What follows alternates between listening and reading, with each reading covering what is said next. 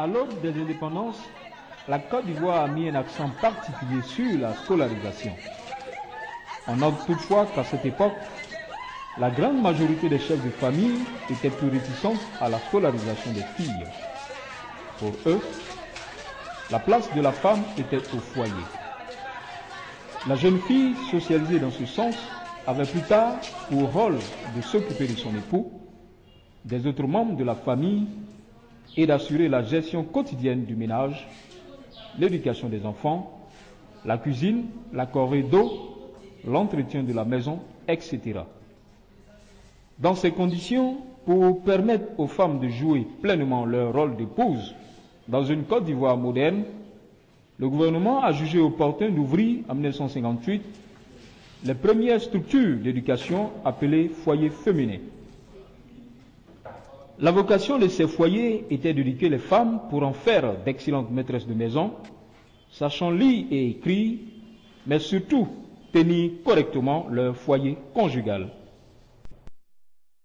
Les institutions d'éducation, de formation et d'éducation féminine sont des structures de formation et d'éducation d'offres alternatives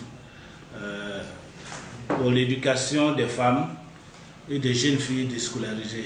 Au niveau de la région de Bouaké, avant la crise, nous avions à peu près 4 IFEF. Au niveau de Bouaké, il y avait 2. Au niveau de la région, du département de Boutro, il y en avait une. Mais après la crise, compte tenu des effets, tout ça a été dégradé. Et puis, il nous reste que 2 IFEF au niveau de Bouaké qui sont fonctionnels. Pour celle de Boutro, ça a été réhabilité et la rentrée prochaine, nous comptons ouvrir cela. Surtout récemment, dans la commune de Sakassou, les populations de Yablassou ont fait un bâtiment au ministère pour en faire une IFEF. Donc à la rentrée prochaine, nous aurons 4 IFEF fonctionnels dans la région de Bouaké. Au niveau de Coco et puis Air France. C'est les 2 qui sont fonctionnels en ce moment. Je me nomme Bouane Fatoumata. Je suis la responsable de l'IFEF de Bouaké Air France.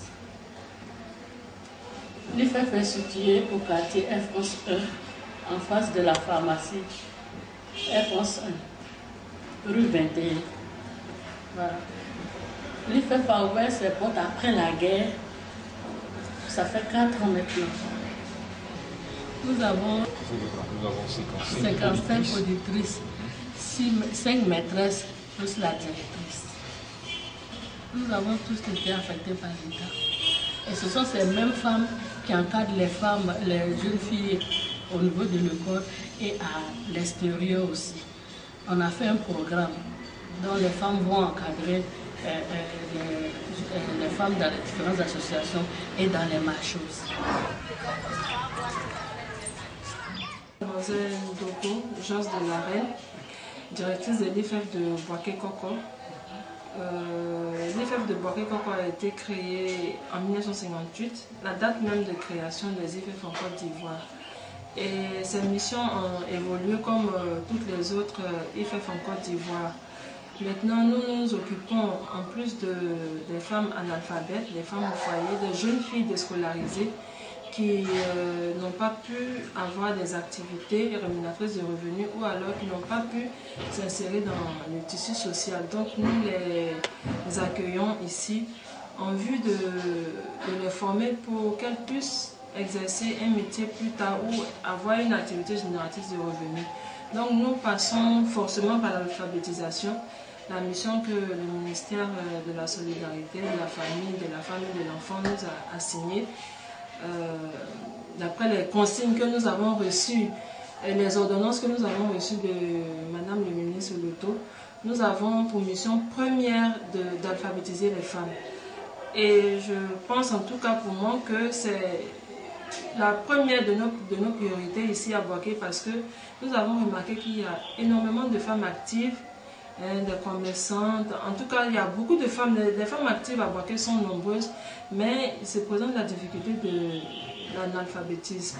Donc, une de nos missions premières, c'est d'aider les femmes, de leur apprendre à lire, à écrire d'abord, Et puis ensuite, pour les jeunes filles que nous avons ici, qui viennent vers nous ou que nous rencontrons en ville, c'est de les amener à exercer un métier à travers les matières pratiques que nous avons, telles que la couture, la broderie, la pâtisserie et la teinture aussi.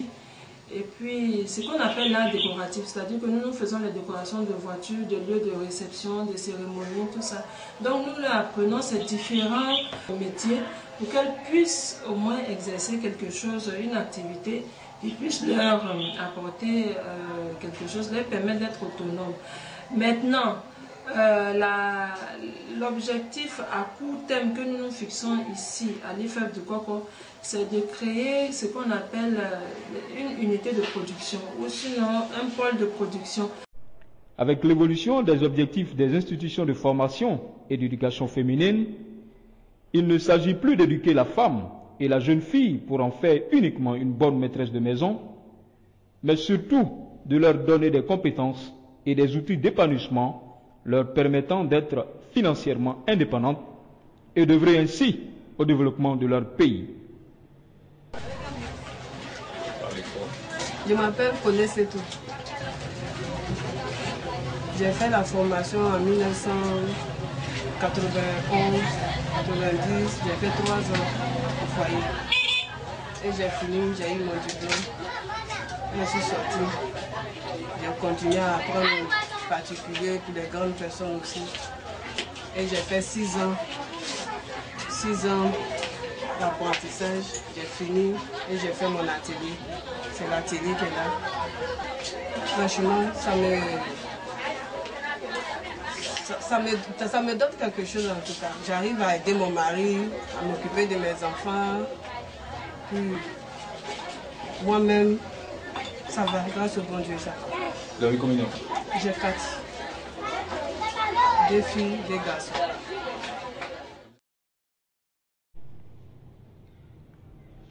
Les différentes crises politico-militaires de 1999 et de 2002 qu'a vécu le pays, accentuées par les événements post-électoraux du 28 novembre 2010, ont fragilisé l'unité nationale et par conséquent aggravé les inégalités dans les niveaux de développement des régions. Ces crises ont par ailleurs fragilisé la situation des femmes et des jeunes filles déjà vulnérables bien avant leur déclenchement. C'est dans cette optique que le gouvernement, à travers le ministère de la Solidarité, de la Famille, de la Femme et de l'Enfant, entend développer une politique volontariste de redynamisation des institutions de formation et d'éducation féminine pour en faire de véritables outils de promotion et d'autonomisation de la femme et de la jeune fille pour une Côte d'Ivoire émergente à l'horizon 2020. D'où le choix du thème de la journée porte ouverte des IFEF organisée par la direction régionale de Béké. IFEF, outil d'accélération de l'autonomisation de la femme et de la jeune fille pour une Côte d'Ivoire émergente. Quels sont les objectifs visés et quels sont les résultats attendus? Bon, les résultats attendus sont, comme nous tendons à la normalisation, nous sommes en normalisation, donc nous voulons quand même faire prendre conscience à la population que ces structures existent. Ces structures de base au niveau des populations pour aider les femmes et les jeunes filles à pouvoir s'insérer au niveau de la communauté, au niveau économique même de leur pays. Ces jeunes filles ayant reçu l'information, la formation puissent prendre part au processus de développement de notre nation. Ensuite, donner une éducation même à la femme. Connaissant l'existence de ces structures, ces femmes, ces jeunes filles viendraient se former, parce qu'aujourd'hui, c'est l'éducation. L'éducation permet d'avoir tous les droits. On connaît les droits de la femme dans nos pays en général qui sont bafoués au-delà. Le ministère, dans sa politique de promotion des droits de la femme, entend impliquer toutes les structures de base qui sont les IFEF, qui sont à l'image de ce ministère, ce qu'est l'école au niveau de l'éducation nationale. Ensuite, pour le doyer auprès sociétés, les sociétés déconcentrées que sont les mairies, et puis la société civile, et puis bon, les opérateurs économiques. Ces filles-là, après 3 ans de formation, c'est vrai, nous avons des difficultés. Bon, le ministère n'a pas jusqu'ici un circuit d'insertion de ces filles-là, mais elles s'installent à l'école avec l'aide, avec l'appui du ministère évidemment. Donc, demander à nos partenaires de s'impliquer davantage, que ces femmes-là, au niveau par exemple de l'art floral, celle qui tient un magasin de fleurs, ces jeunes filles, elles ont fait la formation, elles peuvent tenir valablement, elles ont fait l'économie simplifiée, le calcul. Donc tout ça là, elles peuvent pour pouvoir apporter leur appui également là-bas. Donc sans cela, quand même, nous voulons attirer l'attention des autorités, des partenaires, pour pouvoir appuyer le ministère à la sortie à la fin de formation de ces jeunes filles pour pouvoir aider à leur réinsertion socio-économique. La durée de la formation dans les IFEF est de 3 ans pour les auditrices régulièrement inscrites et de 2 semaines à 6 mois pour les sessions de formation destinées aux fonctionnaires, aux commerçants ainsi qu'aux élèves, le tout sanctionné par une attestation de fin de formation. La formation se déroule aussi bien au sein des IFEF qu'en dehors, avec les associations et groupements de femmes, surtout en alphabétisation. La difficulté que nous avons, c'est au niveau de notre local. Parce que le local étant baillé, il est difficile pour les organismes qui veulent nous aider de pouvoir réhabiliter le local, comme vous l'avez vu. Mais nous bénéficions des personnes de bonne volonté qui nous ont aidés quand même à trouver des pistes de solutions en attendant que nous entrons en possession des terrains et autres locaux qui nous ont été promis par monsieur le maire. Et la seconde difficulté, c'est au niveau de la notoriété. Les IFEF étaient très connus avant, quand c'était des foyers féminins pour la maman qui veut apprendre à prendre soin de ses enfants et tout ça. Mais aujourd'hui que nous venons professionnaliser la formation des filles, il se trouve qu'il y a un décalage.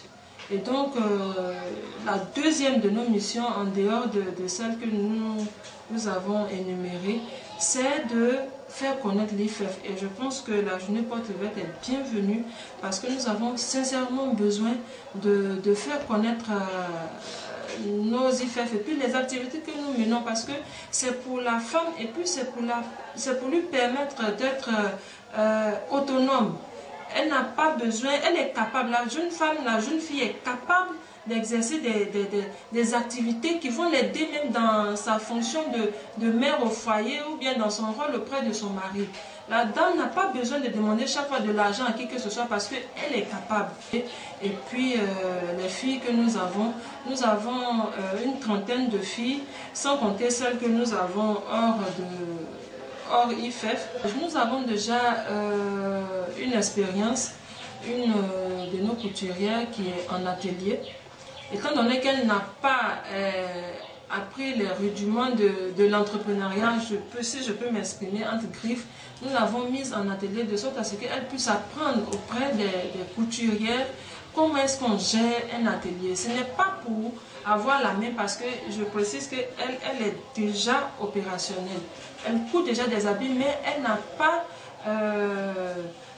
comment je veux dire, il faut qu'elle se frotte au milieu même du commerce.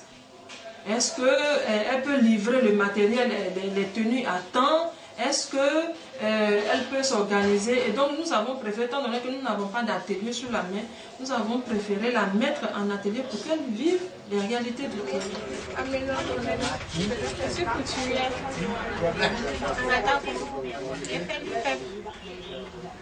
Laquelle IFEF Concord. En tout cas, il ne faudrait pas que les parents disent que non, à l'IFEF on ne fait rien, les filles non. En tout cas, une fille qui sort de là-bas qui dit non qu'on ne fait rien, c'est que c'est parce qu'elle ne veut rien faire. Parce qu'on apprend tout. Elles forment des femmes, des maîtresses de personnes. Donc, à l'IFEF, en tout cas, c'est une école de formation. Quand tu sors de là, tu sais comment entreprendre les choses pour pouvoir te retrouver. Nous avons passé un concours. Le concours se passe à Congo. Normalement, s'il y a beaucoup de filles ici, nous devons passer le concours ici. Maintenant, comme on n'était pas encore en France, À Korobo, nous avons passé notre cours. On a fini. Après ça, on a eu, à Korobo, il y a été la première. Au nord ici, à Boaké ici. Donc de là, nous avons à Abidjan pour passer un concours. On a passé le concours, c'est fini. On nous a remis des machines. Et nous avons envoyé ici aussi pour essayer pour pouvoir gérer moi-même un atelier. Alors je suis ici pour apprendre comment gérer un atelier, comment me comporter avec les clientes. Donc c'est pour ça que je suis là. Et il y a combien de temps vous êtes là? Ça me fait un an. Mais je couds. C'est moi-même qui a posé ses pieds sur moi. Je couds. On fait des habits des autres. Comme pour le moins, je vais monter mon atelier. Sinon, je me retrouve, je couds. Il y a des gens qui me donnent des choses, je couds. Ils arrivent à manger, ils temps de manger. Et là-bas aussi, nous avons appris à faire les jus, les yaourts. Puis je fais les jus à la maison, je vends. Donc ça m'aide à m'entretenir, à être indépendante.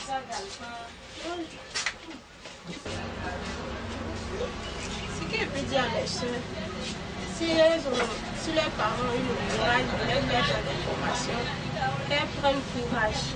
C'est toute chose, c'est le courage. Et si tu as le courage aussi, tu peux obtenir ce que tu veux. Et je leur dis d'avoir le courage de travailler. Il ne faudrait pas laisser le courage parce que la vie n'est pas facile. Nos mamans aussi qui ne savent pas lire, qui ne savent pas écrire, je leur dis d'avoir le courage d'aller faire l'alphabétisation. Parce qu'il y a des moments qui font l'alphabétisation là-bas, des jeunes filles qui ne savent pas lire, qui ne savent pas écrire. Ça pourrait être bien. Ça leur permet de pouvoir, par exemple, si elles vont pour aller faire un dépôt, elles ne savent pas lire, elles ne savent pas écrire. Mais si tu sais lire, si tu vas aller donner ton portable à quelqu'un pour pouvoir faire ton dépôt à ta place. La journée porte ouverte des institutions de formation et d'éducation féminine est une opportunité pour promouvoir les services offerts par celles-ci en vue d'accroître leur taux de fréquentation, favoriser l'insertion professionnelle et contribuer à l'autonomisation de la femme et de la jeune fille. Aussi, s'agit-il pour la direction régionale de partager la vision du ministère avec les autorités locales.